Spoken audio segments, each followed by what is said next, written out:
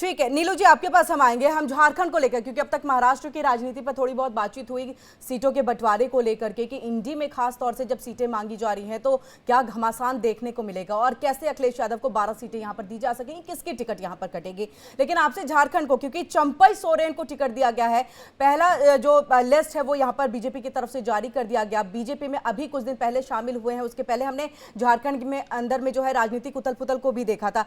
चंपई सोरेन का आना बीजेपी के अंदर में कितना यहां पर उसको मजबूती प्रदान करता है, चुनावी मैदान में आना कितना जो है जेएमएम को टक्कर दे सकता है, हम चाहेंगे झारखंड की राजनीति को आप थोड़ा यहां समझाएं और चंपई सोरेन का जो पैठ है, जगह है, उसको लेकर के भी। देखिए, चंपई सोरेन को लाने के पीछे सिर्फ एक उद्देश्य ये था कि जो कोल्हान का इलाका है जहाँ पे 14 सीटें हैं, आदिवासी बहुल सीटें हैं, वहां पे उनका 5-6 सीटों पे 7 सीटों पे अच्छी पकड़ है और भाजपा को ये मानना है कि वहां पे 5-6 सीटें हम निकाल सकते हैं। उनकी वजह से वो जीतेंगे, वो लगातार जीतते रहे हैं।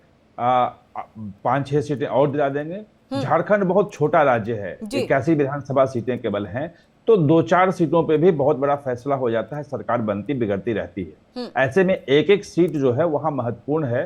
तो चंपई सोरेन की जो भूमिका है पूरे झारखंड को लेके नहीं है, वो कोल्हान की जो 5-6 सीटें हैं जो निकाल सकती है भाजपा जो सोच रही है उसको लेके है। और मुझे लगता है कि वो अपनी भूमिका में सफल होंगे चंपई सोरेन जी। बाकी रही बात दूसरी जगह की, तो भाजपा में अगर आप देखें कि जो चुनाव की घोषणा जब होती है तो उसके बाद कैसे लोग अपने सहयोगियों को या अपने अंदर जो बगावत करने वाले नेता हैं उसको कैसे मैनेज करते हैं, उसी पे चुनाव क्योंकि पहली सूची के साथ ही बगावत के सुर भी उठने लग गए। वही देखिए, दोनों तरफ बगावत के सुर उठेंगे। अभी तो इनकी सूची आई है तो यहाँ भी बगावत के सुर उठेंगे। जब कांग्रेस की और झारखंड मुक्ति मोर्चा की सूची आएगी तो वहां भी बगावत सुर उठेंगे। लेकिन सवाल यह है कि उस बगावत के सुर को मैनेज कैसे करते हैं। जैसे हरियाणा में आप देखें कि जो बगावत के सुर थे, जो आपसी लड़ाई थी, उसको भाजपा बहुत हद तक मैनेज करने में सफल रही, जिसके कारण से जो असंभाविक माना जा रहा था कि जो जीत ही नहीं सकते हैं, वहां भी जीत हासिल की। लेकिन जैसे हिमाचल में भाजपा अपने अंदर जो बगावत है वो मैनेज नहीं कर पाई थी, तो भाजपा हार गई थी हिमाचल प्रदेश में। तो झारखंड की स्थिति जो है अभी तक जो मुझे लग रहा है कि चीजें हाथ से नहीं निकली है। हेमंत बिस्वा शर्मा वहां मेहनत कर रहे हैं और जो लोग बगावत के स्थिति में हैं उनसे लगातार बातचीत की जा रही है। जो ये आजसू जो है, जो इनका जो संगठन है सुरेश महतो वाला, उसमें उनको भी थोड़ी सी नाराजगी है। लेकिन आप सीटों के बंटवारे को देख करके कोई झगड़ा आप उस ढंग से नहीं देखते हैं कि भाजपा के गठबंधन में है। जबकि वहीं अगर कांग्रेस के गठबंधन में देखें तो वहां पे आरजेडी ने खुलेआम कह दिया है कि हमसे बिना पूछे सीटों को घोषणा कर दी गई। तो जब आपस में इस ढंग की लड़ाई होगी, आपस में बातचीत नहीं होगी, भाई किसी को सीटें 1-2 कम हो सकती हैं, लेकिन वो बैठ के बैकडोर में वो चीजें सुलझाई जाती हैं। अगर वो बाहर के प्लेटफॉर्म पे ले आना, बिल्कुल ये बड़ा सवाल हो जाता है। और कहीं ना कहीं इसी का खामियाजा जो है इंडी गठबंधन को कई चुनावों में भुगतना भी पड़ा है। स्पेशली मैं कांग्रेस की बात करूं, क्योंकि अंदरूनी कलह जो है खा गई है कांग्रेस को। हरियाणा में भी देखा जाए, चाहे पंजाब में देखा जाए या अन्य स्टेट में भी देखा जाए। आपके पास संजीव जी हम आएंगे। जो बात अभी नीलू जी ने भी कही है कि हर पार्टी में जैसे ही सीटों का बंटवारा होता है, उम्मीदवारों की जो सूची है वो जारी होती है, घमासान नजर आता है, नाराजगी नजर आती है। बीजेपी कहीं ना कहीं उन चीजों को पकड़ लेती है, समझ लेती है, समझा भी लेती है, उस कला को वहीं दबा भी देती है। वो बाहर बातें जो है नहीं आ पाती। और इसका सबसे बड़ा एग्जाम्पल अभी के तौर पे अगर देखें तो जम्मू कश्मीर है। लेकिन इसके साथ हम ये समझना चाहेंगे, इंडी गठबंधन के अंदर में जब भी आवाज उठती है, क्योंकि आरजेडी यहां पर नाराज, मनोज झा ने सीधे तौर पर कह दिया हमसे तो पूछा ही नहीं गया सीटों के बंटवारे को लेकर के। तो ये क्या नहीं लग रहा है कि पब्लिक के बीच में, जनता के बीच में जो है एक तरह से कि आपके बीच में सामंजस्य ही आप नहीं बैठा पा रहे हैं, खासतौर से सीटों को लेकर के, आप पब्लिक प्लेटफॉर्म पे आ जाते हैं अपनी नाराजगी को जाहिर करने के लिए, इसका खामियाजा नहीं भुगतना पड़ सकता है? देखिए, दोनों गठबंधन में एक अंतर है जिस अंतर को समझने की जरूरत है। ये थोड़ा इको हो रहा है, उसको दुरुस्त करा देंगे। मैं सिर्फ ये कह रहा हूँ कि भारतीय जनता पार्टी के गठबंधन और एनडीए और इंडिया दोनों में अंतर यह है कि एक तरफ जहां इंडिया में लोकतांत्रिक प्रणाली से लोग अपनी बात रखते हैं और खुलेआम अपनी बातों को रख पाते हैं। ये एक तरह से स्वतंत्रता है। यदि उनकी बात नहीं सुनी जाए, नहीं समझी जाए, तो वो अंदर भी बोलते हैं, बाहर भी बोलते हैं और एक सामंजस्य स्थापित करने की कोशिश की जाती है। वहीं भारतीय जनता पार्टी में इस तरह की सुविधाएं नहीं है। भारतीय जनता पार्टी में यदि आप हैं तो साथ में है, तो फिर चुप्पी साध के साथ में है। आपको कुछ बोलने का अधिकार नहीं है, साइलेंट मोड पे आपको रहना होगा, और यदि नहीं है तो नहीं है, बात खत्म है यहाँ पे। लेकिन मैं सिर्फ ये कह रहा हूँ कि कांग्रेस पार्टी सौरभ में जी मुस्कुराते हैं जब भी बीजेपी के बारे में कोई बात होती है। नहीं, सौरभ जी मुस्कुराएंगे, आंसर भी लेंगे इस पे। संजीव जी, आप बात कंप्लीट करिए। नहीं, सौरभ जी मुस्कुराएंगे, क्योंकि अभी हरियाणा में उनको जीत मिली है और जीत के कई किस्से होते हैं और हार की समीक्षा की जाती है, तो वो किस्से गढ़ रहे हैं, अभी उनका वक्त है अभी। तो हम सिर्फ ये कह रहे हैं कि तालमेल की जहां तक बात है, तो निश्चित तौर पे इंडिया गठबंधन ने जिस तरह से हरियाणा में, मैं बार बार इसलिए कह रहा हूं कि हरियाणा में कुछ कमियां रही जिसकी वजह से इस तरह की बहुत सारे सीटों पर बहुत क्लोज आपने देखा होगा कि किस तरह से फाइटिंग हुई, और जिसको इंडिया गठबंधन के खाते में जिस सीट को होना चाहिए वो बड़ी आसानी से भारतीय जनता पार्टी के खाते में चली गई। तो जो कमियां रही, जिन चीजों को बहुत गौर से, चूंकि समीक्षा तो निश्चित तौर पे जो पार्टी इतने मुहाने पर से लौट के आती है, तो नहीं, लेकिन संजीव जी इस बात को समझना होगा ना कि कांग्रेस जिस मुहाने पर है वहां से अगर उसको वापस से सत्ता में आना है, चाहे हम हरियाणा की बात करें, देश की बात करें, तो उसपे अब बहुत ज्यादा आपको सिर्फ रिसर्च करने की जरूरत नहीं है, उस पर इम्प्लीमेंट करने की भी आवश्यकता है। क्योंकि कहीं ना कहीं इंडी गठबंधन के अंदर में, बाकी पार्टियों के अंदर में आपकी क्या इमेज रह रही है, ये साफ तौर से जाहिर हो जाता है जब सीट बंटवारे की बात आती है। यानी अब बिल्कुल कतार में जो है पीछे में खड़े नजर आते हैं। नहीं, चूंकि मैंने कहा अभी, इसीलिए मैंने कहा कि देश में लोकसभा के चुनाव में जिस तरह से भारतीय जनता पार्टी को पटकनी तो नहीं, लेकिन फिर भी जो जिस कांग्रेस पार्टी को खत्म करने की बात कही जा रही थी, कांग्रेस पार्टी दुगुने ताकत से उभरती हुई दिखाई दे रही है। निश्चित तौर पे राज्यों में अभी मजबूत होना बाकी है। चलिए, आपने इसमें भी पॉजिटिविटी खोज लिया है। जब आप केंद्र में अंतर जो है, पहली बार लोकसभा चुनाव में महाराष्ट्र और हरियाणा में ये लगा कि आमने सामने की लड़ाई में कांग्रेस जो है भाजपा को हरा सकती है, बिल्कुल, और रिजल्ट दिखाया। लेकिन हरियाणा का भी चुनाव हुआ उसके बाद, और जो जम्मू कश्मीर का चुनाव हुआ, उसमें दिख गया कि भाजपा के साथ आमने सामने की लड़ाई में कांग्रेस अभी भी बहुत पीछे है और हार रही है। जम्मू कश्मीर में, जम्मू इलाके में जो सीटों का जो प्रदर्शन रहा कांग्रेस का, बहुत ही निराशाजनक रहा। और उमर अब्दुल्ला खुलेआम उसको मतलब मतदान के पहले ही प्रकट कर चुके थे कि जो हम चाहते थे कि कांग्रेस ढंग से लड़े, उस ढंग से नहीं लड़ी। उम्मीद किया थी कि हरियाणा में लड़ेगी, तो नहीं लड़ी। सवाल यह है कि कांग्रेस एक बड़ी पार्टी, राष्ट्रीय पार्टी होने के नाते अपना जो है भाजपा के खिलाफ अपने आप को केंद्र में रखती है कि मैं ही लड़ सकती हूँ, और उसको अधिक सीटें चाहिए, हर जगह सीटें चाहिए। लेकिन जो प्रदर्शन होता है वो उस ढंग से नहीं होता है जितना अच्छा प्रदर्शन उसके सहयोगी दलों का होता है। तो सवाल यह है कि कांग्रेस को यह विचार करना पड़ेगा कि आखिर ये कमजोरी कहां से है, क्यों है, और ये कैसे दूर हो सकता है। जब तक ये दूर नहीं होगा तो सिर्फ एक बड़े भाई की भूमिका, सीटें हमें अधिक चाहिए, हम ही लड़ेंगे, हम ही केंद्र में हैं, और जनता जो नाराज है वो हमें एक तरफ आगे वोट दे देगी, एंटी इनकम्बेंसी होगा तो हम जीत जाएंगे, तो स्वाभाविक रूप से अब जीत नहीं होती है। इलेक्शन मैनेजमेंट जो है वो बहुत ही एक वैज्ञानिक प्रक्रिया हो गई है, और एक एक सीटों पे एक एक वोट का हिसाब गिना जाता है कि कौन वोट कहां से आ सकता है, कहां से बढ़ सकता है।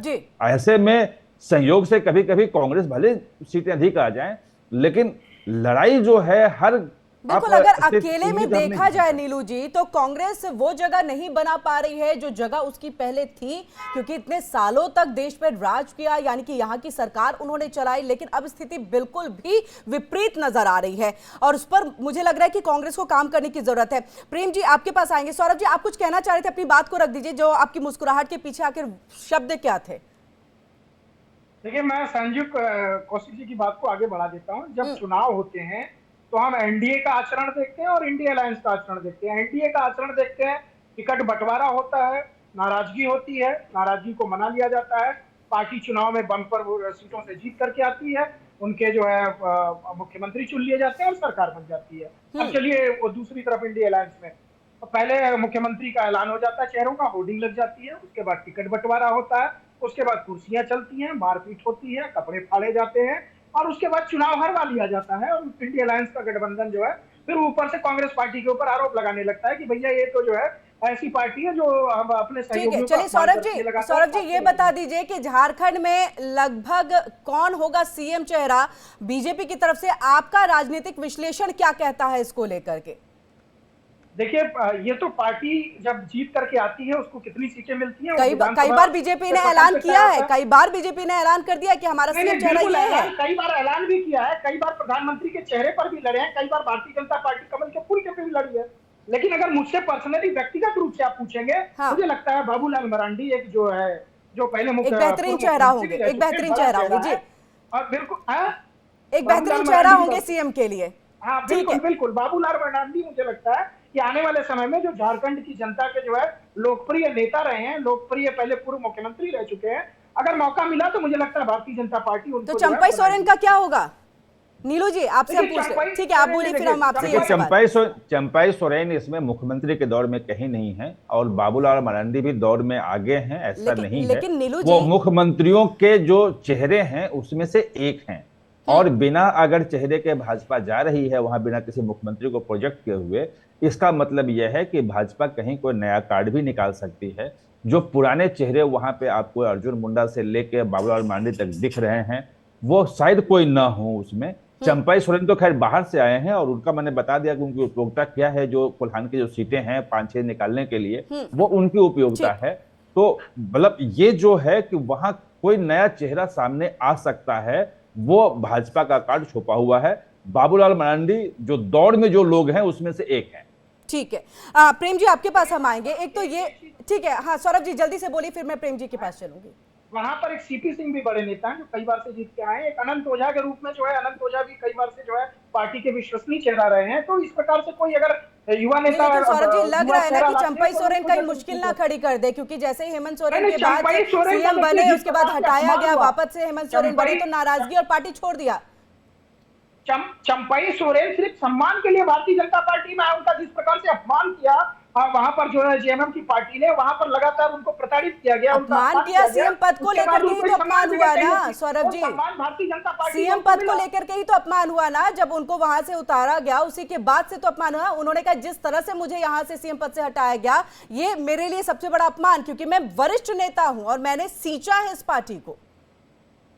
देखिए बिल्कुल, अगर वहां पर इस तरह का अपमान हुआ तो यहाँ पर उप मुख्यमंत्री के रूप में कई चेहरे लाए जा सकते हैं जिसमें उनका सम्मान निश्चित रूप से किया जाता है। लेकिन अभी दूर दूर तक अच्छा ये ट्रम्प कार्ड जो है वो खेला जाए, ये जो है कार्ड जो है वो बीजेपी की तरफ से खेला जा सकता है। प्रेम जी आपके पास हम आएंगे। आरजेडी की एक नाराजगी है, आरजेडी की नाराजगी की तरफ से ये कहा गया है कि पिछली बार देखिए लालू प्रसाद यादव का दिल बहुत बड़ा था तो हमने 7 सीटों पे जो है खेला क्योंकि बीजेपी को हमें बाहर करना था। 7 सीटों पे हमने अपने उम्मीदवार उतारे, 5 पर हम रहे। इतना अच्छा प्रदर्शन क्या नहीं लग रहा है कि यहाँ पर आरजेडी को जो है थोड़ा और भी सम्मान के साथ और भी यहाँ पर सीटें जो है वो दे करके इंडी गठबंधन को रखना चाहिए, क्योंकि 70 सीटों पे तो कांग्रेस और जेएमएम मिल करके लड़ रहे हैं, बाकी बची सीटें वो अपने और बाकियों में जो है वो बांटेंगे।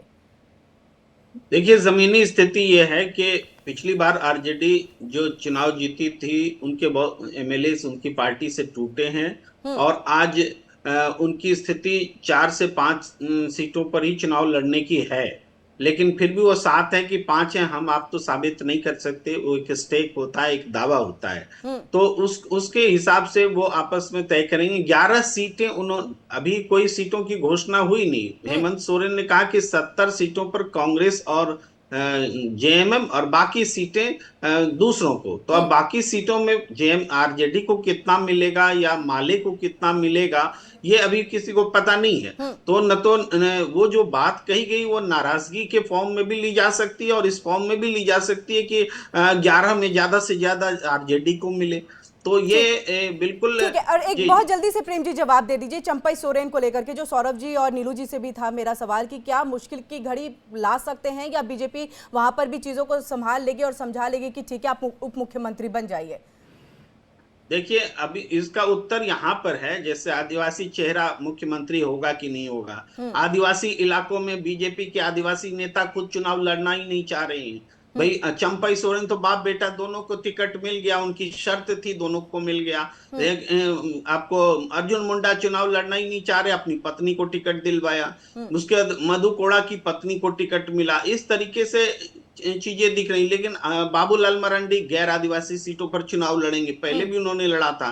तो आज क्यों ऐसा हो रहा है? ऐसा इसलिए हो रहा है कि बीजेपी के आदिवासी नेताओं में ये कॉन्फिडेंस नहीं है कि हम आदिवासी के लिए सुरक्षित सीट से जीत पाएंगे, क्योंकि 28 में 26 सीटें आज भी जेएमएम के पास बहुत में चीजें हैं जिस पर रणनीति तैयार करने की जरूरत है बीजेपी को भी और इंडी गठबंधन को भी। आप सभी का बहुत बहुत शुक्रिया हमसे जुड़ने के लिए इस विशेष चर्चा में।